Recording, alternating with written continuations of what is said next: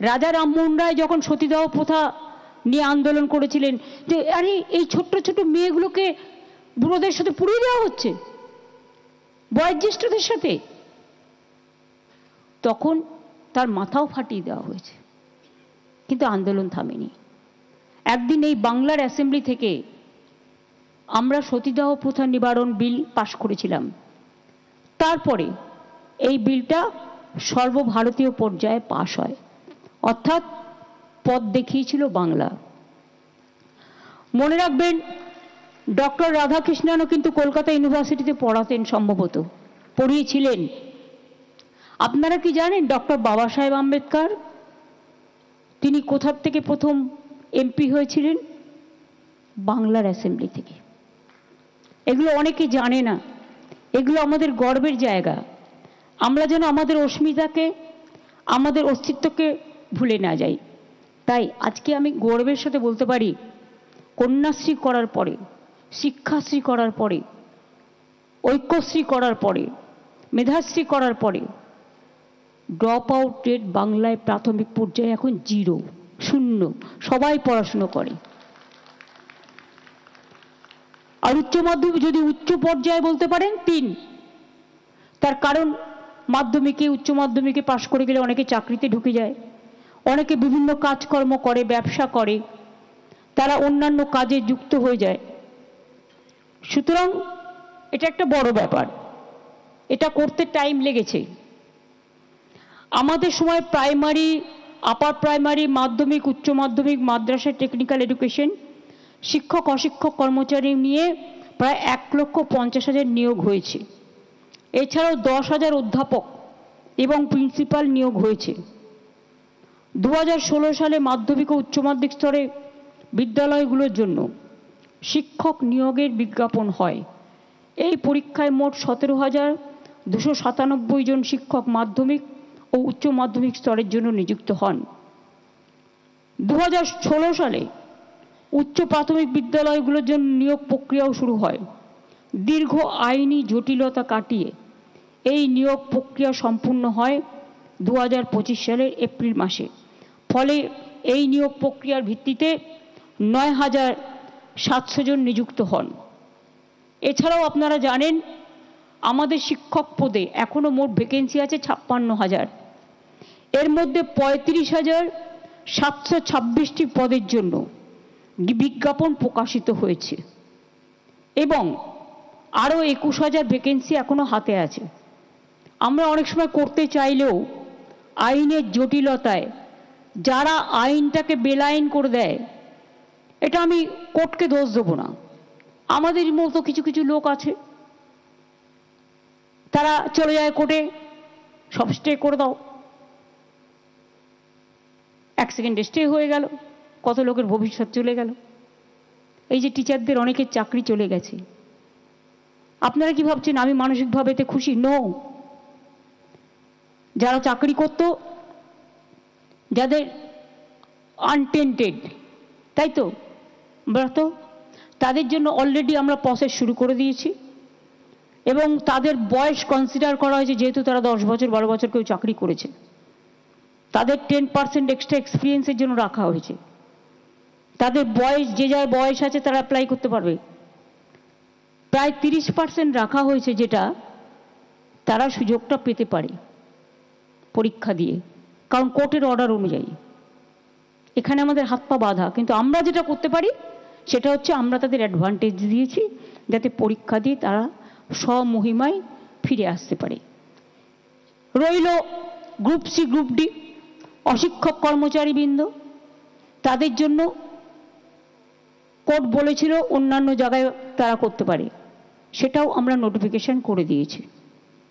এই টিচার্স প্রক্রিয়াটা শেষ হয়ে যাবে আর 2-3 মাসের মধ্যে, এবং এটা হয়ে গেলেই গ্রুপ সিডির পরীক্ষাটা হবে।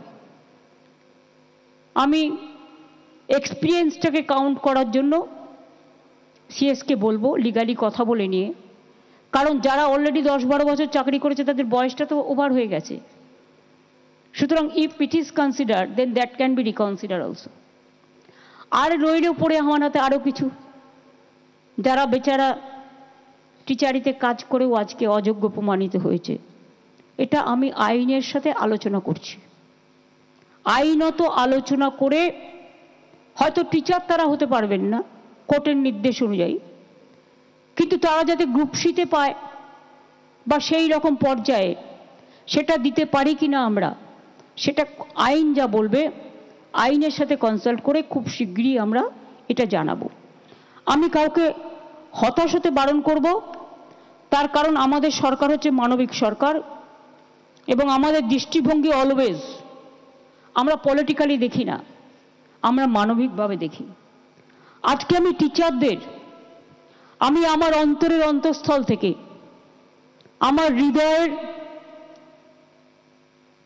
হৃদ ভাণ্ডার থেকে অনেক শুভকামনা, অনেক শুভনন্দন জানাচ্ছি।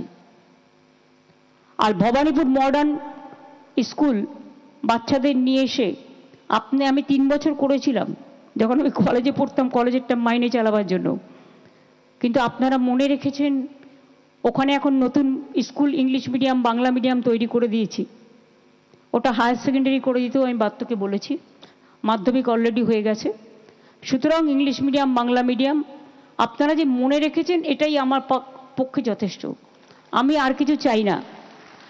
এবং সেদিনের কথা তো আমি কখনোই ভুলতে পারবো না, স্কুলটা বিক্রি হয়ে যাচ্ছিল, ওটা গিয়ে আমরা আটকাই এবং তারপরে সেখানে নতুন স্কুল গড়ে দিই। সেটা এখন বাংলা মিডিয়াম ইংলিশ মিডিয়াম। শুধু তাই নয়, আমি স্কুলটা ভিজিট করে দেখে এসেছি, উদ্বোধনটা আমিই করেছিলাম মনমথনাথ নন্দন স্ট্রিটে। এবং স্কুলটা এত সুন্দর, মানে পড়ার জন্য একদম এত সুন্দর পেন্টিং করা হয়েছে এডুকেশনের ভাষায়, কম্পিউটারাইজ করে স্মার্ট ক্লাস, যে আমি নিজেই অবাক হয়ে গেছি, হতবাক হয়ে গেছি। Really, it's a superb, excellent and my heart-pounding love to all of you. Thank you so much. আমি আমার মাধ্যমিক উচ্চ মাধ্যমিকে মাদ্রাসা আলিম হালিমে এছাড়াও মনে রাখবেন আমার আইসিএসসি সিবিএসসি জয়েন্ট এন্ট্রেন্স থেকে শুরু করে টেকনিক্যাল এডুকেশন থেকে শুরু করে যারা কঠোর পরিশ্রম করে, যাদের মেধা সারা ভারতবর্ষে আজকে গর্ব, শুধু তাই নয় সারা পৃথিবীর গর্ব। আপনারা মনে রাখবেন, আপনারা সারা পৃথিবীর গর্ব। বাংলার মাটিতে যে ছেলেমেয়েরা শিক্ষা গ্রহণ করে তারা the world best, best of the best in the world. আমি এখনো মনে করি আপনাদের মেধা মানুষ তৈরি করতে সাহায্য করুক। শিক্ষকরা শিক্ষিকারা আমাদের শিক্ষা দেন।